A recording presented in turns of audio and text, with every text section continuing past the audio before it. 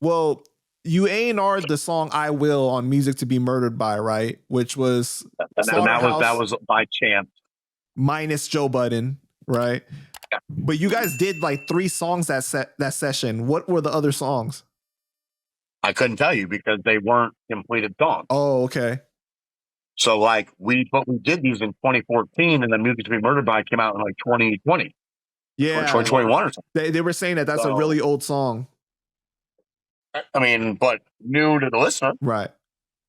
Which was crazy too, because like the lyricism is so elite that even within that span of time, it's like you couldn't even tell. Like, you know what I mean? Like, no, of course not. That's the beauty of it.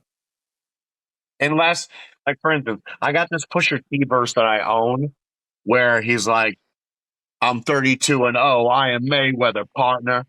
But Mayweather now is like 50-52-0, you know? So if I release that verse now, someone will be like, "Oh, this is hella dated." Yeah, so unless you're making references that are like old school like that, or like, you know, like my president is black, my Lambo is blue, like, wait a minute. Like that kind of shit. So like no one on that song is doing that. So did you get to see M record or anything like that? Or he held on to that song and did it, right? No. I was not in the room when Eminem was recording. I don't think Eminem recorded anything that day. But here's the crazy shit. I saw an article yesterday about how Eminem has a score that it ranks him as a top like 10 or 30 Donkey Kong player in the world. Okay. Uh-huh. I'll send it to you when we get finished this. While we were in the studio, my friend Saya was playing Donkey Kong. And the top 10 scores were like, I know what I saw it. I saw it. Yeah, I saw it. Yeah. So the top 10 scores are MBM, Marsha Bruce Mathers. Saya beat Eminem's top score. And then M came out and saw it and stopped recording for like an hour, just like stopped working in the studio with Crooked Eye until he regained the top score. Yo, that's crazy.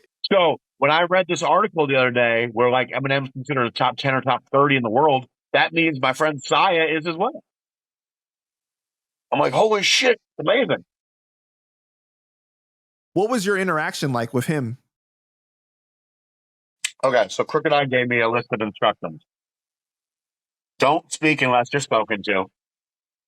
Definitely don't talk about anything Canibus, like, because there's no point. It would just upset him. Like, he doesn't even know Canibus is still alive, contrary to what Canibus believes.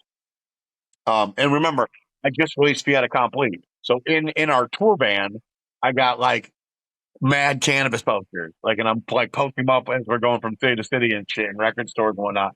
And don't tell him you're the original Eminem, because my initials are M and M, you know? Right. So he comes and he's cool. He introduces himself and we're all like laughing and, you know, smirking and talking. But throughout the course of the day, I just get more comfortable being there. I'm playing the video games. I'm talking to the Shady Records staff, taking photos in the studio and shit with my phone. And Eminem's behind me. I don't realize he's behind me. And he's like, "Yo, how'd you just do that?" I'm like, I'll turn around. I'm like, "Do what?" And he's like, "The photo's black and white. Like, how'd you do that?" I was like, "Oh, it's a filter. Like, I took the photo and I like hit the buttons and I made it black and white." He's like, "That's crazy." He's like, "What are all those things?" I'm like, "They're apps or for like applications. And click this one, I go to eBay, and click this one, go to YouTube."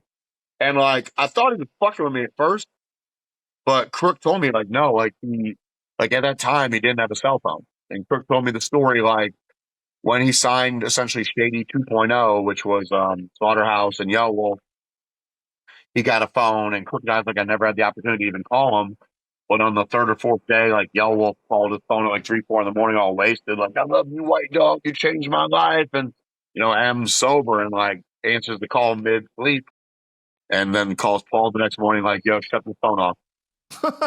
Yeah.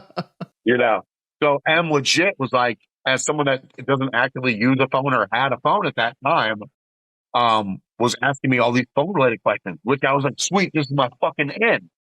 So I'm going to keep talking until essentially I feel the need to stop, or like I get the look to stop. Then we segued to talking about our favorite groups and like live performances. And we were talking about Outkast for a while. He was talking about his love for Drake and just all sorts of stuff. And it was awesome. And I was grateful. And then of course, you know, I give Crook the look like, please make sure we get photos because I didn't want to just act. And we got the pics, and there's versions where like me and Saya are cut out of it, and there's versions like that are just Evan Crook and stuff. But it was an awesome day. And then after that session, we went to Toledo and did the show there, and it was a sold out show in Toledo because my hometown, and everyone loved Crook and the Shady Records shit, and it was great. That was like the best tour I think Crook had ever been on as a solo artist. Did he know who you were? Me, Eminem, or Crocodile? Eminem. Did Eminem know who you were? I would say yes. Okay. Via Crocodile, like probably talking about me, but we had never physically met. Got you.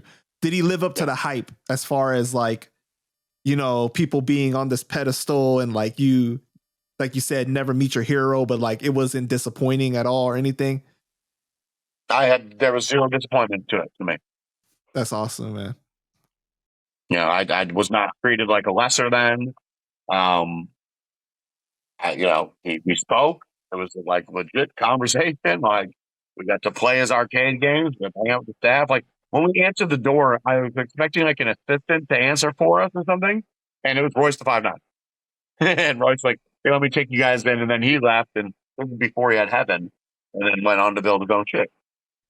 So, is there any chance that you and Royce do work in the future? Everything okay with that, or you and Chino? I don't dislike Royce. I think Royce has to not talk to me because of Chino's hatred for me. But I also don't think there's ever going to come a time where Royce would need me. Like if I ever needed another verse from him, I'm sure I could call someone. I mean, I can call Royce direct now, but I could also call one of his friends, and the work would still get done. Like I've done that for Priest, and I even did that with Razcast when we weren't cool. Like there's still money on the table. I'm gonna find out how I can get someone that knows you to get the work done so you can make money and I can still make money.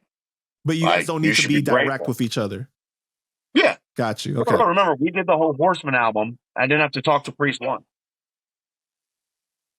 Like Priest tried to talk to me at the release of the Horseman beer party, and Krupp was like, "Don't fuck with that 80, dude. Like, just leave him alone."